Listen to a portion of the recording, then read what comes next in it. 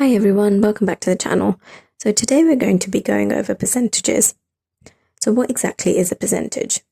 Well, percentage means number of parts per 100, and it's shown by this percentage sign here.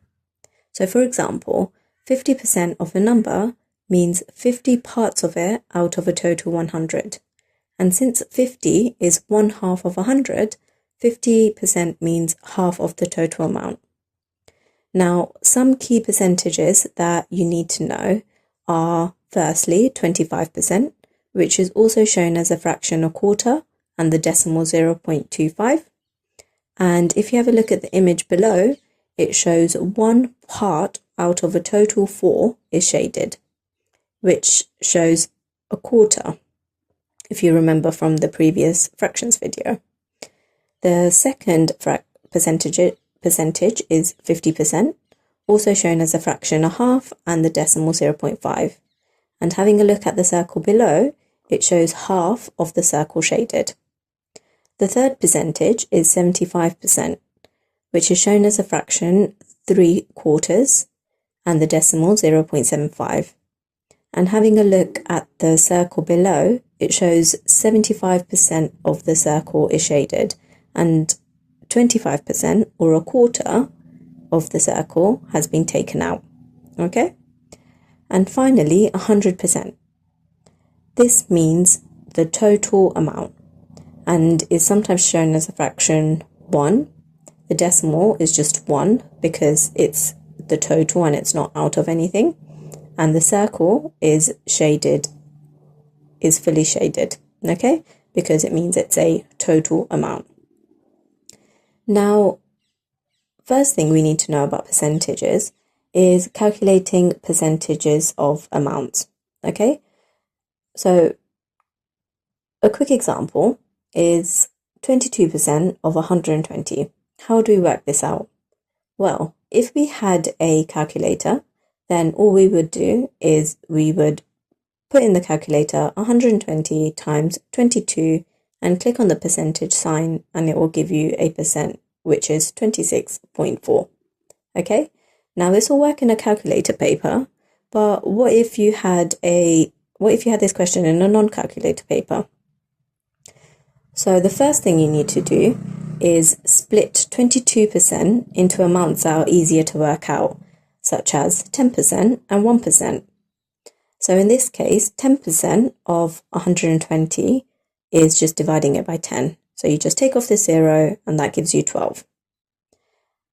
And 1% is quite easy because all you have to do is divide what you got for your 10% by 10, which gives you 1.2. So if we add up 10, 10, 1 and 1, that gives us 22%. So that's our total percentage that we need to work out. And the answers we got from that are 12, 12, 1.2 and 1.2. And adding these up will give us 26.4. Okay, so that's how you would work it out if this question was shown in a non-calculator paper.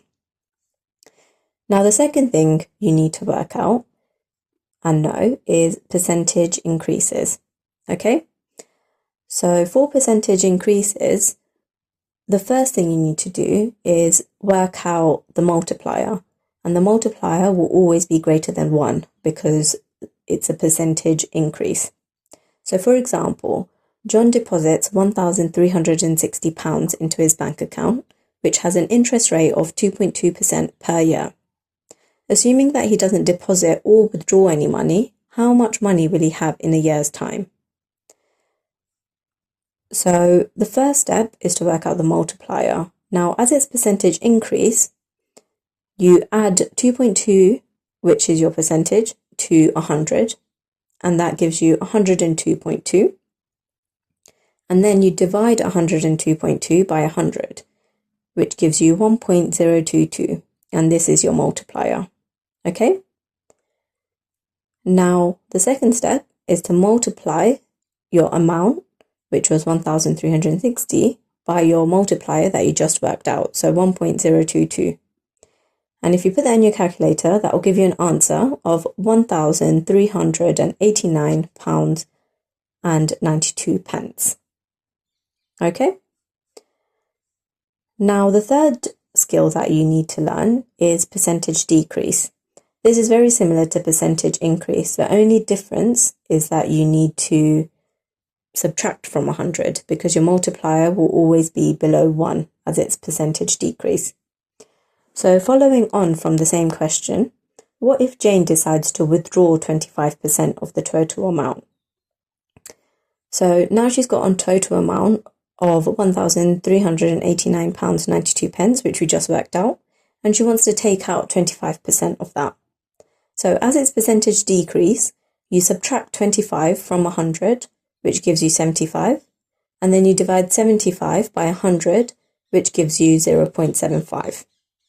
And 0.75 is your multiplier. So you just multiply the total amount by 0.75, giving you an answer of £1,042.22. I hope that makes sense. Now moving on to something just a little bit harder is another thing you need to know about percentages, which is percentage change. So percentage change is used to find the change in a value as a percentage. So this is a key equation that you need to remember. So to work out percentage change, you do the change, which is the difference between the original amount and the new amount, divided by the original amount and multiply that by 100 to give you the percentage change. So going over a quick example. So calculate the percentage change when a car goes down in value from £8,500 to £7,000. Now, remembering the equation that I just showed you, the change will be 8,500, which is your original amount, and minus 7,000, which is the new amount, divided by your original amount, which is 8,500, and you multiply that by 100 to give you a final answer of 17.65%. Okay? So I hope all of those skills made sense and all of the examples made sense and you followed them correctly. Now let's try a few examples. So without a calculator, work out 33% of 180. Now you can pause the video here, work it out, and then we can go over it together. Okay?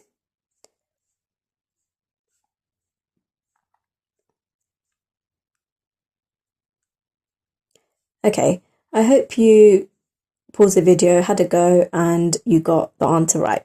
So let's work it out step by step. Now, in order to solve this equation, we need to break down the 33% into easier, more manageable chunks. Okay, so 33% can be broken down by 3 times 10% and 1 times 3%.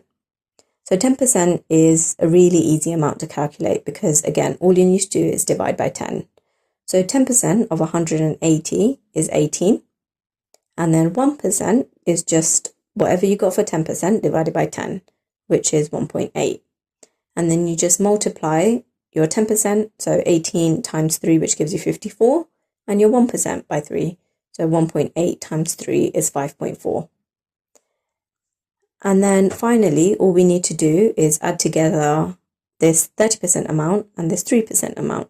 So 54 plus 5.4 gives you a total of 59.4. And that's your final answer. Okay?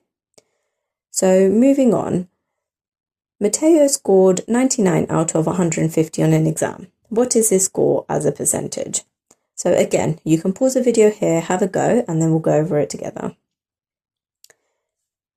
Okay, so to convert anything into a percentage, it's a lot easier to write the amount as a fraction first.